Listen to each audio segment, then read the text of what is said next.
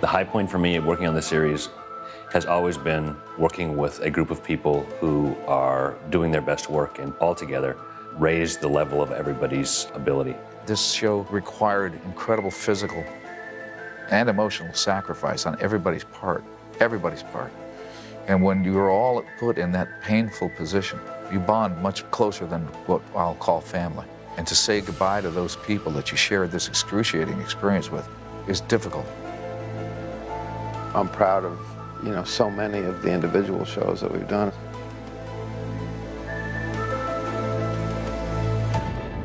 We're trying to be honest to everything that's come before in the 9 years the show has been on, honest to the characters, to their journey, to their relationship, and we want to answer some questions. The X-Files has always been a show that asks more questions than it answers, but I think in this case we're going to tell, the audience, hopefully satisfy their expectations and tell them why they took this 9-year journey with us.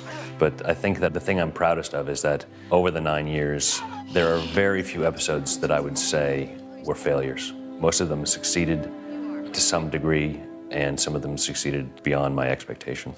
No matter how much we tried to be smart, the audience always seemed to be smarter. It became kind of a competition with our viewers to, to try and be worthy of their intelligence. And I think that's what drove the show. Really, for 9 years, that's what drove us to challenge them, to go to new areas, to come up with new ideas. And that's a very healthy thing for a television show, but also for a writer and a producer, is to always have that pressure. You and I both know there are forces inside the government now that a man would be foolish to disobey. I never missed a day of work, knock wood, in nearly 10 years of doing this. So it was, for me, I will take with me something that you can't buy, which is the experience of working hard for 9 years, basically putting a show on the air. Mulder, Chris told us to head north. You just got on a road going south. That's right. Where are you going? To see a man about the truth. I like to think we raised the bar on one-hour dramas. I say that not in the sense of, there's not a lot of good one-hour dramas. Of course there are. There's a lot of great TV on the air. But the X-Files approaches one-hour drama very cinematically. I think our storytelling is as close to movie making as anything on TV. And that's due to Chris, his desire to tell a great, thrilling, visual story. The virus thrived underground in petroleum deposits, in black oil. It has sentience. It can think. It has the ability to communicate, and it communicated with the UFOs. Some episodes are really bizarre and fun, and other episodes, such as the mythology episodes, I think really affect one's thinking. And that's an incredible thing to do in television. What about this murder charge? 30 government workers are ready to testify they witnessed Mulder push a military officer to his death. Killing a man who can't be killed. This show is an amazing show. I mean, it's this huge pop phenomenon, and it's just I don't think there's ever been anything like it on television. It's certainly something that's, gonna be thought of and be part of our culture for a long time. And Chris Carter, he is just a fantastic guy. I've enjoyed working for him immensely. I love this character. I don't think I can say enough about Chris. It's just a fantastic thing that he's created, and I'm so thrilled that I've been a part of it. I'm very grateful. Run, Monica. Get out of here. No. The show's ending, I think I have a bittersweet reaction to it. Personally, I was just kind of getting to know Monica Reyes and her relationship with Doggett, and I was excited about the opportunity to explore that and just the pure pleasure of working with this crew and everyone in the cast. But because the X-Files is so much larger of an entity, that I have a great respect for the elegant way in which they're closing their curtain. Dana.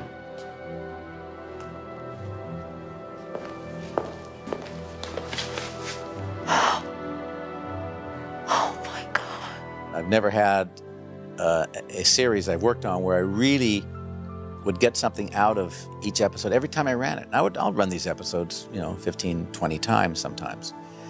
Very often 3 or 4 or 5 times in the same night prior to delivery. And I don't get tired of it. I always find something interesting about it. It certainly raised the bar as far as the kind of chemistry you can create amongst characters. I don't think that I had a clear, conscious thought about the chemistry until it started to be brought to my attention. In retrospect, it was a huge aspect of why we stuck together, of why the show continued. You know, people would talk about it early on, and I would think, yeah, well, that's an aspect of it, but that's not, you know, but it's a big aspect. It really is. Walter, I haven't seen you in such a long time. That's okay, I'm all right. One of the things that has been great about working at X-Files has been that from the top on down, there's a commitment to doing a great show every week. I think that attitude pervades everyone. The writers, the producers, the crew, everybody is just absolutely killing themselves to try to do their best work. And I think it shows up on screen.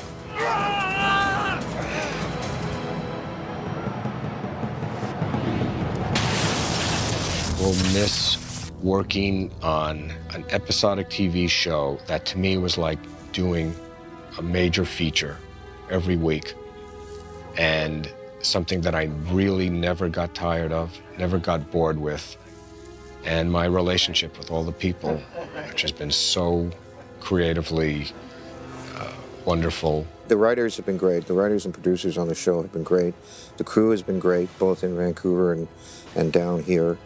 And all the actors have been great to work with. It's probably one of the best shows to work on in television because of the openness, because of the creativity. And we have a lot of fun. We get a lot of good work done, but we also have a lot of fun. Craziness, man. Turn around. I can't. Why risk perfect happiness, Mulder? Why risk your lives? Because I need to know the truth. You already know the truth. The people, the stories, the show itself, it's all gone now, or will be soon. And that's it's been a decade, and it's kind of like, it is like a passing of a generation all of a sudden. You know, it's been so great being on the show. It's been so much fun. And I think I'm going to cut all my hair off. So I think I'll miss all that. Oh, boy. Why don't you just finish draining the little lizard, and then we'll talk. I'm going to miss these characters and this show and the opportunity to go and tell these little twisted stories every week. There's always Checkers. I'd love to work with him again, but I can't play anything any better than what I played.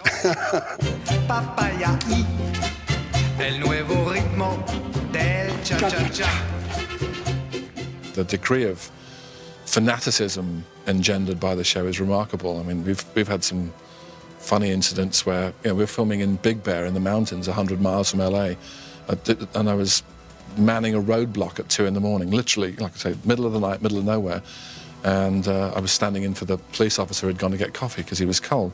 And this woman walks down the street towards me and she goes, "Excuse me, are you Ilt?" And I said, "Oh my God, who are you and why do you know my name?" And she goes, "Well, I was just in the area where I'm a fan of the show." And I said, "Yes, but it's the middle of the night in the middle of nowhere. And why do you know my name?" And she goes, "Well, I'm a fan of the show and I've read about you in magazines and whatnot, and I kind of heard your accent, put 2 and 2 together, and I guess I'm right." I said, "Yes, but like I said, it's the middle of the night." And she was a teacher from North Carolina, and it turned out she was there with 9 other people, 9 other women who were just up the road, and they went cooey, and they sort of waved to me. I'll call a witness, but I would like to do so under protest. Both the panel's judgments and rulings are sovereign, Mr. Skinner. There is no record. Excuse me? I've worked with 2 tremendous crews, our crew in Vancouver and the crew on this show. To me, they are the true heroes on this show because they work so hard and have given us so much, and they put up with us. I hold them in the highest esteem. One of the things about our crew that's amazing is that we've all been together now for 4 years. I mean, like 95% of the people have been here and stayed.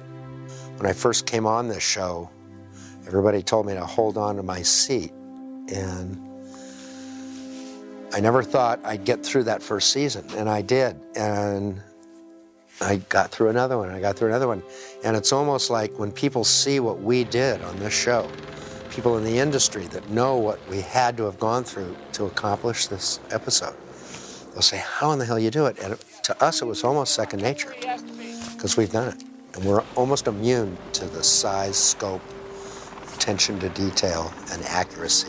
I'm not surprised with anything that they've asked me to come up with, really, because I enjoy my work so much that it's a challenge for me, for them to ask me to do. It's like a magician. Can you do this trick? it's a great thing. Well, yeah, wait, let me pull it out of my sleeve, you know.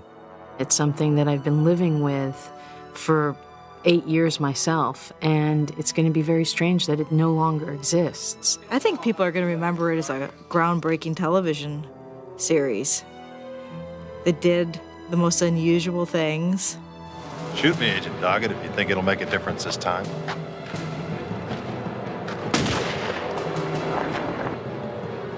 Hey, Chris, this is Adam Baldwin saying thanks for letting me be part of your ex-spouse family. Thanks for bringing me out here to these ruins, killing me off. It's an end of an era that's been responsible for, I think, a lot of really interesting challenges as far as TV work is concerned.